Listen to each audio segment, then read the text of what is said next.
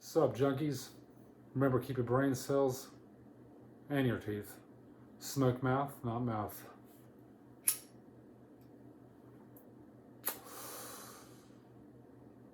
If you want real insight into the universe, math is better than math, man. Wait, math is better than math, man.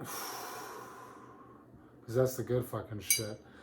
It also never hurts to learn about spheres instead of drinking beers.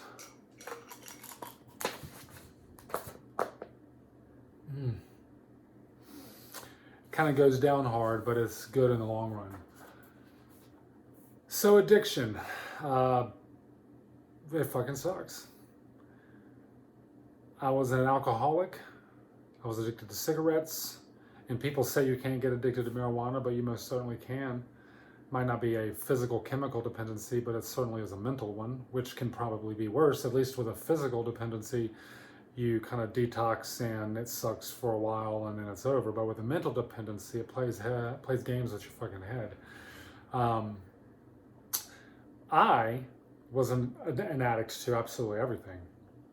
I was addicted to anything I set my mind to, and that unfortunately included alcohol. I smoked marijuana for the first time when I was about 10, smoked my first cigarette when I was about 11. I think I had a buzz with beer around age 9.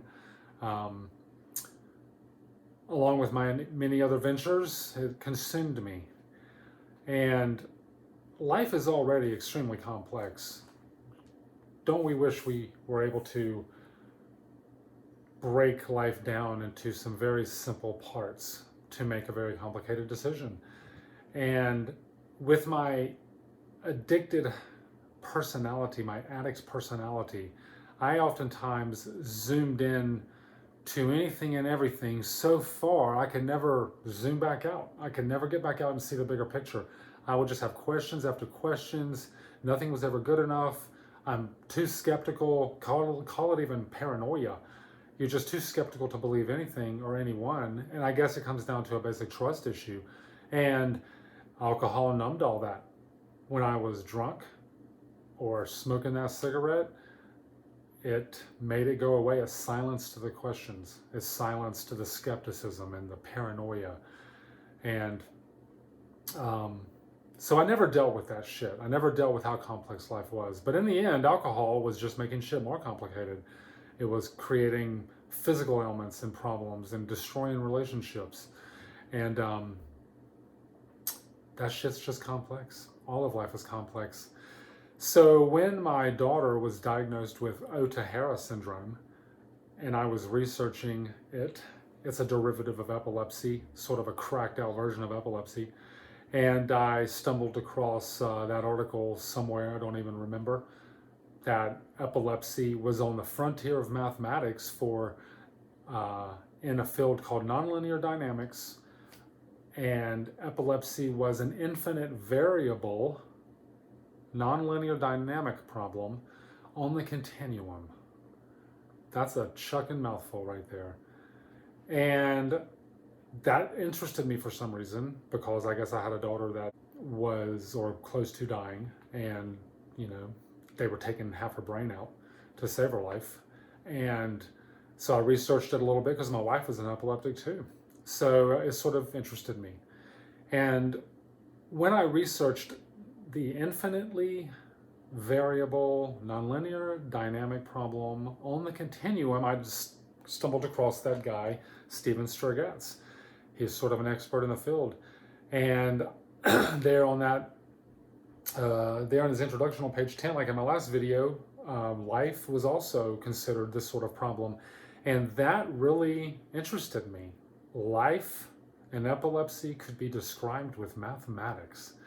And I remembered what mathematics was. It was adding and shit. And it was algebra. And it was geometry. And all that other shit in school we took. Trigonometry. And it started in grade school and it built itself up with these rules that I guess became more complicated. And for some reason that rang a bell with me. Complicated math was described by simple rules.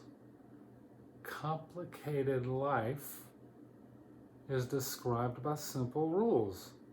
So you're telling me, Strogatz, that if I learn mathematics from the ground up, then I can understand nonlinear dynamics, chaos theory, and who knows what else, but I can apply this to life? And that's because math is built on logic and reason. I think we all agree emotion doesn't solve many problems.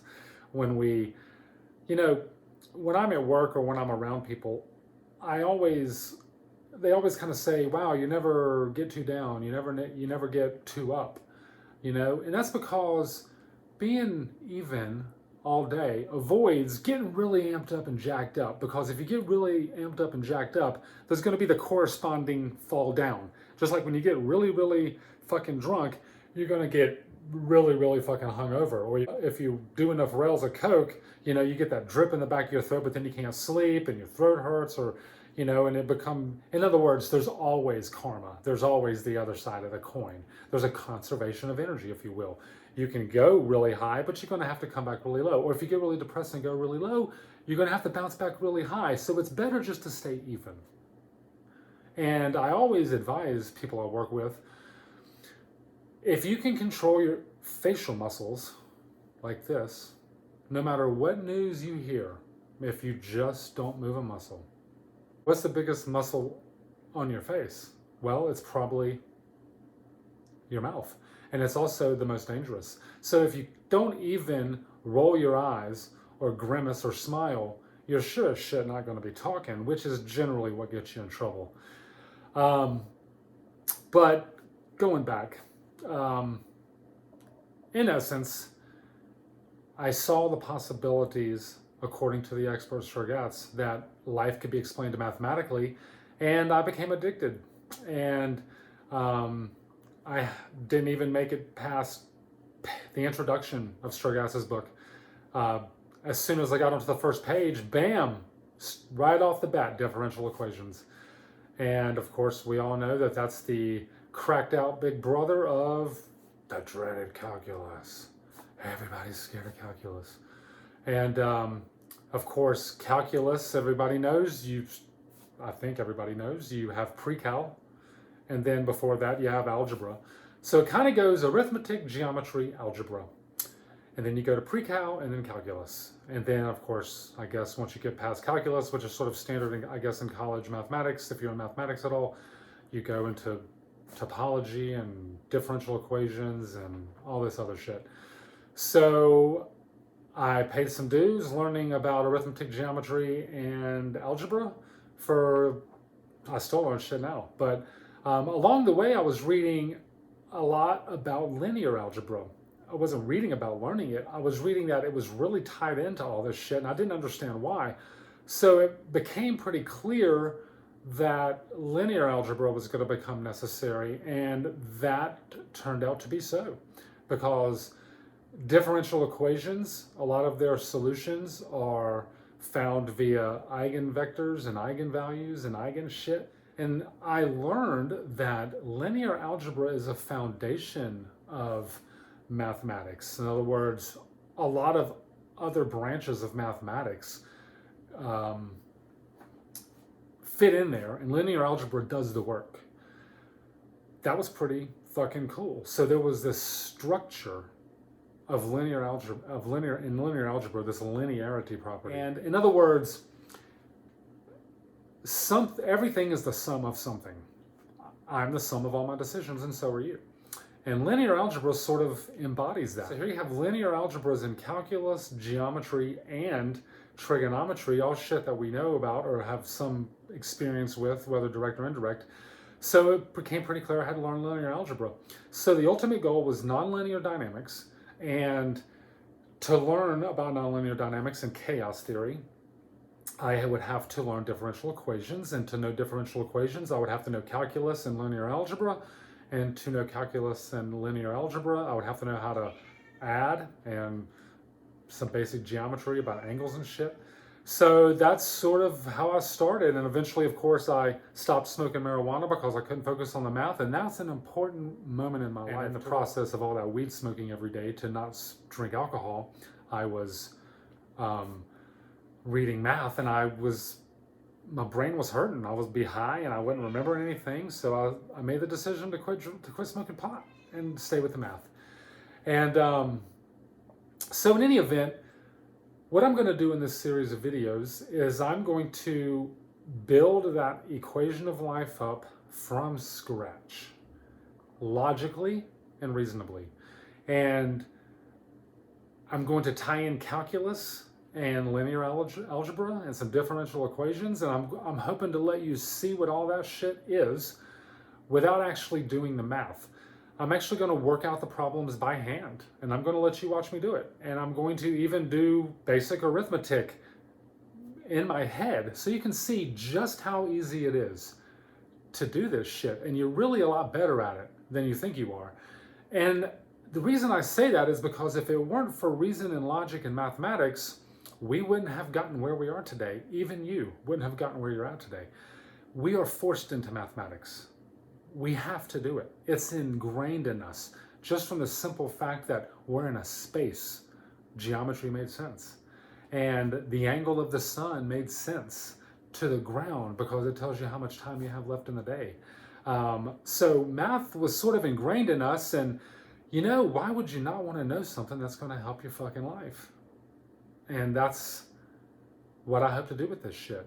So I really wish I'd had this sort of little video series. There are a lot of people out there that had similar videos that talk about mathematics, and quite frankly, you can go anywhere if you hopefully start mathematics and learn a lot of shit about it, how to do it. My channel's not really going to be about,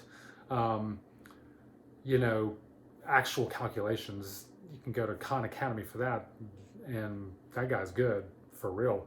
And you can also go to Math of the Beautiful. He's really good. And you can buy books, Gilbert Strang's TheBomb.com. These guys back here that wrote this book on differential equations, they knew what the fuck they were doing. But in any event, I'm going to build my life's equation through examples, and I'm going to allude to my terrible testicular testimony because there are those nuts are the nuts I used to have, and there are these nuts, the ones I have now. And it's a rather pathetic sight. It really is. In fact, it's a geometric sight, but more on that later. True insight into the spiritual is logic and reason.